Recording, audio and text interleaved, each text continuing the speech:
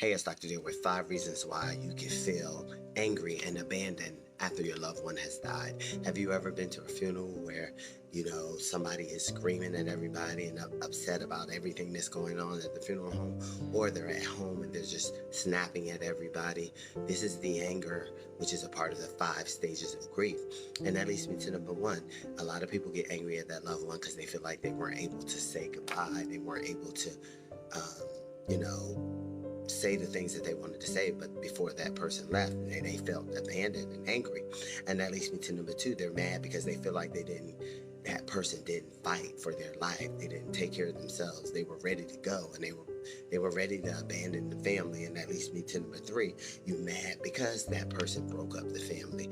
You feel abandoned. You feel like they just left and you're here to pick up the pieces. And that leads me to number four. You feel like there were so much unfinished goals and dreams that you had with that person that just disappeared all of a sudden, or died when that person died. And that leads me to number five.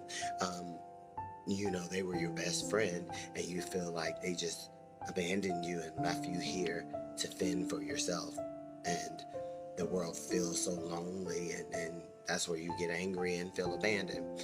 If this is you, all of this is grief. All of the anger and feeling abandoned and depression and bargaining, all of those things are 5 stages of grief that happen, and you don't understand these emotions when they're happening. They don't make sense sometimes, but that's why you have to grieve. You have to process all these emotions that I'm talking about.